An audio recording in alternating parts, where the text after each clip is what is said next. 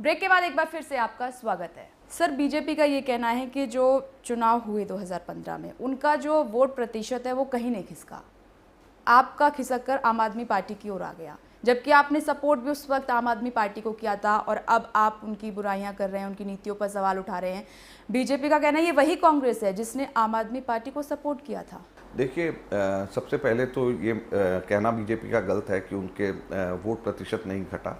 Parliament के elections को अगर जो देखें, इन दोनों के बीच में पार्लियामेंट के इलेक्शंस हुए थे और पार्लियामेंट के इलेक्शंस के अंदर दिल्ली के अंदर बीजेपी 60 सीटें 70 में से जीती थी। तो वो 60 सीटों से 3 पे आए हैं और उस टाइम के वोट प्रतिशत देखें तो 17-18% वोट प्रतिशत उनका कम हुआ है। तो जब इसका मतलब कि पार्लियामेंट के इलेक्शंस में मात्र 7-8 महीने थे, तो क्या मोदी का जादू खत्म हो गया? क्या मोदी की सूट को लोगों ने नकार दिया? क्या मोदी की नीतियों को लोगों ने नकार दिया? क्या लोग इसलिए खफा हैं कि उनको काला धन का जो पैसा 15-15 लाख सबका आना था वो नहीं आया? जो इन्फ्लेशन पे रोक लगनी थी वो नहीं रुकी, भ्रष्टाचार पे रोक लगनी थी नहीं रुकी। तो ये सब चीज़ें जनता ने देखा। 8 महीने के अंदर मोदी सरकार की एकदम से ग्राफ नीचे गिरा, इसलिए 3 सीटों पे मात्र वो रह गए। तो बीजेपी किस बात के लिए हमारे से प्रश्न पूछ सकती है? बीजेपी को तो सबसे पहले ये प्रश्न अपने आप से पूछना चाहिए, कार्यकर्ताओं से अपने पूछना चाहिए कि कांग्रेस 15 साल सत्ता में रही और बीजेपी ऑपोजिशन में थी। 15 साल के बाद जब कांग्रेस सत्ता मुक्त हुई तो बीजेपी सत्ता में नहीं आई अभी भी।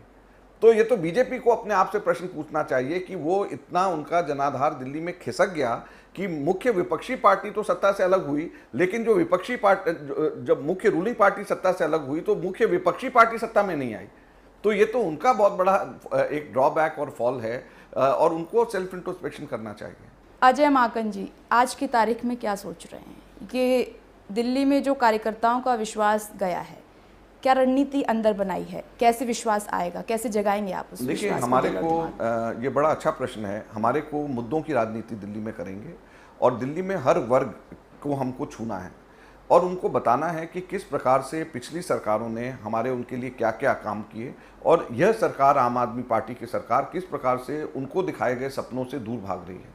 हमको अपने बीच में से नए नौजवान और अच्छे लोगों को आगे बढ़ाना है। हमको कार्यकर्ताओं को और शक्ति देनी है ताकि ऊपर से नेता ना थोपे जाएं, बल्कि नेचुरल लीडर्स नीचे से निकल करके आएँ।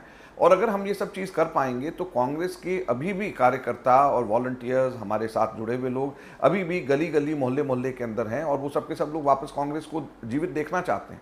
दिल्ली की मौजूदा सरकार का जो कामकाज रहा है, जो नीतियाँ रही हैं, जिस तरीके से बखान किया गया, किस तरीके से आप इस कामकाज को देख रहे हैं? 2 महीने देखिए, 2 महीने में उन्होंने सिर्फ घोषणाएं करी हैं। जैसे उन्होंने ये कहा कि हम अनऑथराइज्ड कॉलोनीज़ के अंदर रजिस्ट्रेशन खोल दिया है और अनऑथराइज्ड कॉलोनीज़ में लोग अपने नाम पे रजिस्ट्री करा सकते हैं। एक भी जगह के ऊपर नहीं हुआ। उन्होंने ये कहा कि हम लोग दिल्ली के अंदर आधी रेट के ऊपर बिजली मिलनी शुरू हो जाएगी। उसके साथ में कैविएट लगा दिया कि 400 यूनिट तक मिलेगी। जो किराएदार, हमारे लाखों किराएदार रहते हैं, उनको कोई फ़ायदा नहीं, क्योंकि मीटर तो उनका एक है, 400 यूनिट से उनका ऊपर जम कर जाता है। पीने के पानी के बारे में मात्र दिल्ली में सिर्फ 30% दिल्ली की जनता मीटर्ड कनेक्शन से लेती है। उस 30% में से भी 10% लोगों को इस केवल फ़ायदा इनका पीने के पानी के 20,000 लीटर तक का मिलेगा। तो किसी भी जगह के ऊपर इन्होंने कोई वायदा पूरा नहीं किया। दिल्ली के अंदर आज अगर देखा जाए, जल बोर्ड के अंदर 600 करोड़ की कटौती जल बोर्ड के अंदर इन्होंने डेवलपमेंट में, बजट में से वोट ऑन अकाउंट में करा। उसके बाद में अनऑथराइज्ड कॉलोनीज में 157 करोड़ की कटौती इन्होंने करी डेवलपमेंट के बजट में से। इन्होंने 123 करोड़ की कटौती करी जो हाउसिंग फॉर अर्बन पुअर के लिए, झुग्गी वालों के लिए जो मकान बनाने हैं उसमें से। तो हर जो वो तबका जिसने इनको वोट दिया है उसमें से लगातार बजट की कटौती इन्होंने अभी करी। तो आगे आने वाले समय में पूरा का पूरा विकास ठप हो जाएगा। पहली बार ऐसा हम देख रहे हैं कि कॉरपोरेशन के अंदर कर्मचारियों को तनख्वाह देने के लिए पैसे नहीं है और जब कर्मचारियों को तनख्वाह देने के लिए पैसे नहीं है तो आप समझ सकते हैं विकास वहां पे कैसे होगा। जो इन्होंने कहा था कि हम सब सफाई कर्मचारियों को एडहॉक से परमानेंट करा देंगे, नई भर्ती करा देंगे, तो जो अभी ऑलरेडी एडहॉक है उनको तो तनख्वाह ही नहीं मिल रही है। आम आदमी पार्टी का ये कहना है, खासकर अरविंद केजरीवाल का, कि भ्रष्टाचार खत्म होगा तो कुछ होगा। कांग्रेस के टाइम में जो भ्रष्टाचार हुआ हम उसको खत्म करेंगे और उसके बाद सब कुछ ठीक ठाक हो जाएगा। तो करें। भ्रष्टाचार खत्म कौन करेगा? नकली डिग्री, लॉ की डिग्री लेकर के आया हुआ लॉ मिनिस्टर भ्रष्टाचार खत्म करेगा?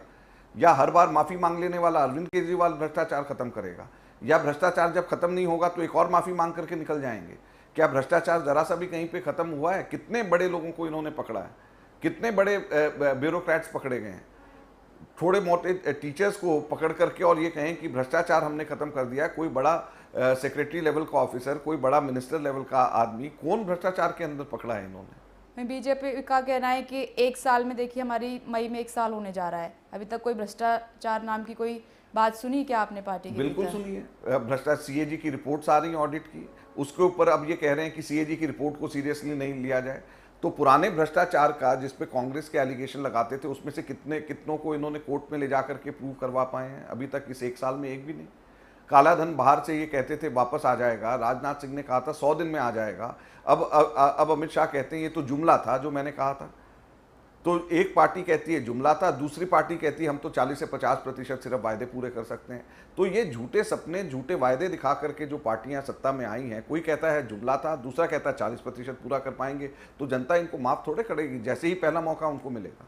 सदन में कांग्रेस नहीं है, सरकार की गलत नीतियों को आप जनता तक कैसे पहुंचाएंगे, कैसे समझेंगे? देखिए, सदन के अंदर तो मात्र 3 विधायक बीजेपी के हैं, तो सदन तो एक तरीके से पूरा विपक्ष विहीन है। लेकिन सदन के दिल्ली के अंदर मुश्किल से 20-22 दिन ही सिर्फ सदन की कार्रवाई होती है, इसलिए सदन में भी जो होता है, जैसे बजट सदन में आता है, पेश होता है, हमने उसको बाहर अपनी इस टीम को, हमने डिपार्टमेंट हेड्स, हमने शैडो डिपार्टमेंट हेड्स बनाए हैं 10 नौजवानों को। तो ये हमारे एक एक डिपार्टमेंट की रिसर्च करेंगे और हम उन मुद्दों को लेकर के लोगों के बीच जाकर उसके बारे में हम चर्चा करेंगे। हाल ही में नेता विपक्ष का दर्जा मिला है विजेंद्र गुप्ता जी को। ठीक है, हम तो कहते हैं कि नेता विपक्ष होना चाहिए और बीजेपी ने यहाँ पर नेता विपक्ष ले लिया है, स्वीकारा है। 10% से कम उनके एमएलएज हैं। उसी तरीके से नेता विपक्ष का दर्जा लोकसभा में हमारे कांग्रेस पार्टी को भी देना चाहिए। अगर यहाँ पर वो खुद ले सकते हैं और केंद्र में, लोकसभा के अंदर हमारे को दे नहीं सकते, ये तो दोहरी नीति है। क्या आम आदमी का झगड़ा, जो आम आदमी पार्टी का झगड़ा है, दिल्ली सरकार का जो झगड़ा है, राजधानी के विकास के लिए स्पीड ब्रेकर है? देखिए, ना केवल ये झगड़ा स्पीड ब्रेकर है, बल्कि आम आदमी पार्टी के नेताओं के कार्य करने का तरीका ही स्पीड ब्रेकर है। और अगर आप देखें तो झगड़ा भी उनकी सोच की वजह से हुआ है। मेरा पहले दिन से कहना है कि आम आदमी पार्टी को अब परिवर्तित होना पड़ेगा एक रिस्पॉन्सिबल रूलिंग पार्टी के रूप में, और जितना वो डिले करेंगे ये परिवर्तन लाने में, अपनी सोच में, अपने आप में, अपने कार्य करने के तरीके में, उतनी जो है डेवलपमेंट रुकता जाएगा।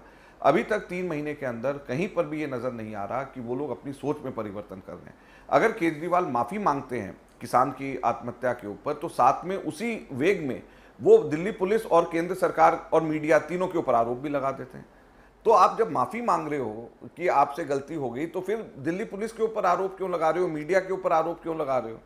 तो जब आप आरोप भी लगा रहे हो और माफ़ी भी मांग रहे हो, तो दोनों की दोनों चीज़ें तो विरोधाभासी। दोहरे चरित्र की बात कर रहे हैं आप? बिल्कुल, जब आप आरोप लगा रहे हो तो फिर माफ़ी नहीं मांग रहे हो आप।